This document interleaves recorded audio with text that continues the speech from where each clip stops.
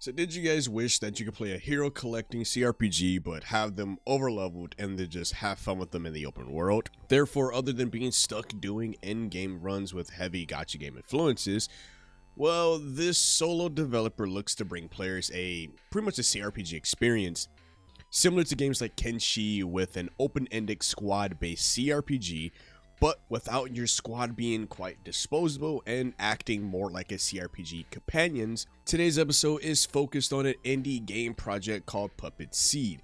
Puppet Seed focuses on combining two game features which are rarely seen together: permanent customizable AI companions and a seamless non-level gated 3D open world. The main focus really is how open-ended the world can be, and I was able to talk with the developer of Puppet Seed, and it really has some Gacha Game influences, and with the developer favorite game which really helped bring this project to life. Moving forward, Puppet Seed's graphics are built on Unreal Engine 5, which overall it looks like a lot like most Unreal Engine 5 games. I really do like the way the game looks. The motion blur is quite a tad bit too heavy on the game, and there's truly no way to really turn it off. I did eventually get used to it over time, but when you are playing this game, the biggest way of moving around is through a point and click action. And think of old school RuneScape, and to have, not really that old school feeling of MMO, Puppet Seed really do focuses on to bring a more real-time action to the combat. And at least at the beginning of my first time playing, the one way I truly feel any immersion during any of the combat in games is to see if there's like any weight behind your attacks to really make it feel like I'm fighting some very good battles. But this is why I love indie devs, because they actually listen, right? Cough, cough, AAA studios. The main key point of that is that they are open to feedback. And they open it to some criticisms. They really enjoy talking with other creators, other players, getting that feedback and seeing exactly what they can actually overall do to make the game, better, right? And I was actually able to do that. Throughout most of the time me playing the game, I was able to actually talk to the developer over email and essentially, express some pain points that I was having. One of them was the combat felt very off. It didn't feel authentic, to say the least. So messaging them about the weight system, like the weight of the weapons and the attacks, and like really make it feel like I'm actually in this game, especially at the caliber of graphical power that it already is running the latest engine of Unreal Engine 5. He was able to be able to work it out and include that because a lot of other creators that he spoke to said something similar. Which brings me to another key point that I wanted to get at here, is the in-game, the atmosphere is this winter wonderland, right? Feels like you're in Antarctica, essentially. That's my best way to really put it. That the overall feel, though, is empty. My next big pain point, right? It definitely does feel odd. I'll get to that a little bit later, but I want to talk about how do you traverse this world, right? You traverse it through the hovercraft system. This hovercraft cannot go on the islands that are in this game. It can only really drive on the ice, by the way, or you can just walk, and any other life is met on the islands in between your outposts and save points. Now, overall, granted, this is an open world, you can do as whatever you like. You do as you please. Doesn't matter. Go have fun, kill things. I do wish that the game had a little bit more livelihood to it, like any form of story, any form of questing, I know we're technically an end game, but it'll definitely feel better to have some form of life or make the characters a little more lively. You can meet other rando characters that are not hostile on some of these islands, but most of the time you will be just fighting the different factions, which we'll talk about a little bit later. But I also want to get over about the UI. The UI is very clean, I'll say at least, but at the same time cluttered. Now this may be a complete OCD thing overall, but once you start poking around in the menu, that's where it gets very cluttered very quick. There's a lot of information to absorb, and it just makes my OCD tweak just a tad bit. Nothing too crazy, but it tweaks just a little bit. Story wise, like I was saying earlier, there's not too much into it in the game. The whole feeling of this game definitely is, I'm guessing this is an intended thing, is that it feels like it is completely like you're in end game, right? You are already max level, still growing in power, but there's nothing really much else to do other than just have fun in the open world aspect. So to some people, some of you guys, that may be fun. To a lot of other people, that may not be fun. So just keep that in mind when this project, granted, this project is nowhere near release date, so that's definitely more room for improvement. This is what we like to see. This is why we like to see in these indie games. Now, while you're out free roaming, one thing that you need to keep in mind is the factions, right? So speaking of factions and traveling that massive world, that brings me to the overall gameplay loop that you'll expect in Puppet Seed. Upon hopping in the game, you're met with plenty amounts of information pretty much right at your face, right? It's very text-based, but before we get into that, let's talk a bit about the main thing you'll be dealing with throughout your time playing. The factions, right? So the main features you will come across is the factions, the companions, and of course, the main way of combating anything, the real-time combat. There are 8 different races to play as, with each having their very own male and female counterparts. For the races you can start as, and during my playthrough, I chose the electric race as my starting race.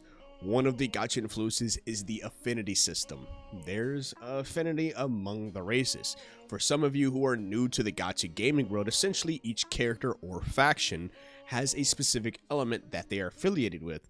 And for some of you guys who have not played Gacha games, it's very prominent in a lot of Gacha RPGs. Anytime you are summoning for any characters, you're summoning for any companions overall, you will come across each, like, oh, this person is a fire type person, this person is a wind, this person is light, dark, water, X, Y, and Z. How those work is essentially, if you want to deal the most damage, then your character must have an advantage over the other character's affinity. If you want to do buffs and more attack damage, have the greater affinity. If you do not have the greater affinity and they do, then you will receive more damage and take on more debuffs. So the game follows that, and it's kind of like a rock paper scissors, just a little bit more pre-planned in a sense. So in this game, I'll just run off a couple of affinities, like electric beats absorption skills, which absorption beats ice, so on and so forth. So this is really what makes the companion building one of the main selling points essentially for Puppet Seed, and probably by far one of my favorite things about this indie game in itself. Since the game is a point and click adventure, the combat is quite similar to this as well, since the game pretty much has an auto attack. Remember, we're going back on those Gacha Game influences. You'll pretty much will just be hotkeying all of your skills while your character is just auto attacking and the companions are fighting as well.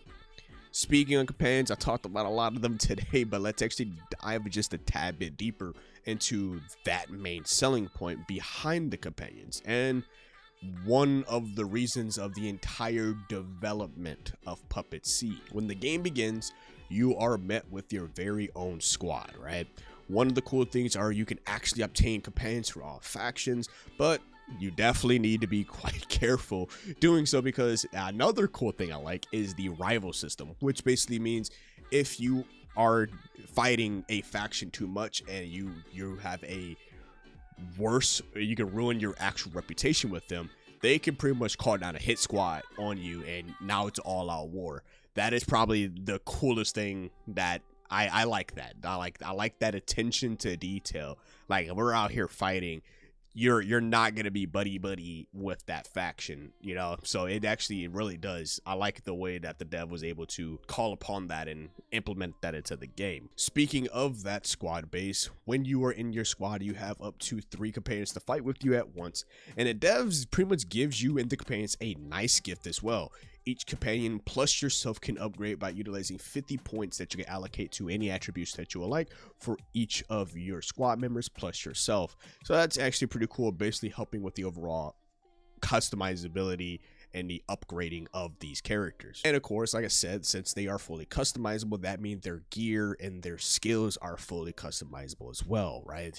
And you can always get this gear from fighting those faction members, right? And of course, if your companions are compatible with said faction, so if it's a bot companion or an electric companion or a super companion, all the different factions that's in the game, you can utilize the gear to interchangeably between your companions and make sure you want to level them up and have them best fully kitted with the gear as much as possible. The world itself, like I said, it felt empty throughout my time playing, and I think I'm sitting on about almost 4 hours of just playtime for this game. The world itself is absolutely massive, right?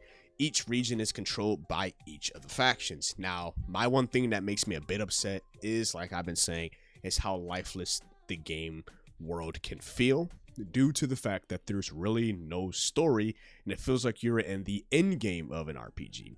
Now, like I said, that may be good for some people, that may not be good for some people. And if you are going to play something like this, you kind of have to go into the mindset is like, hey, don't expect a full-fledged story. Now, granted, this game is still in alpha phase, essentially. A lot of things are probably in plan, and our developer here probably has a quite roadmap. Just talking from, just from what I'm seeing in the first 4 hours. First impressions, this is something you guys are going to notice right off the jump if you played the current build that I'm currently playing on. Now, in between travels, you can actually fast travel between outposts in each region to help with traveling around the massive map. When it comes to questing, it's pretty much been a fetch quest system. You go to this place and you find this companion and so on and so forth.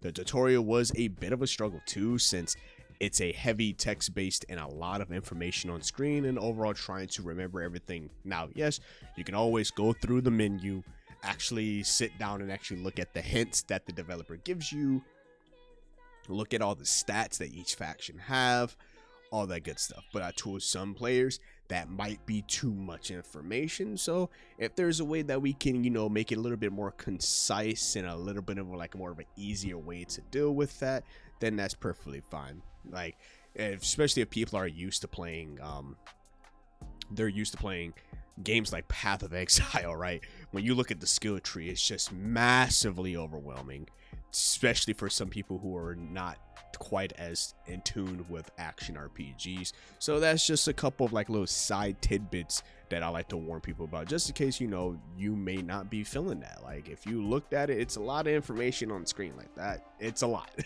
It's not nothing too crazy where it's the end of the world, but I know for some people it can definitely be a overall issue.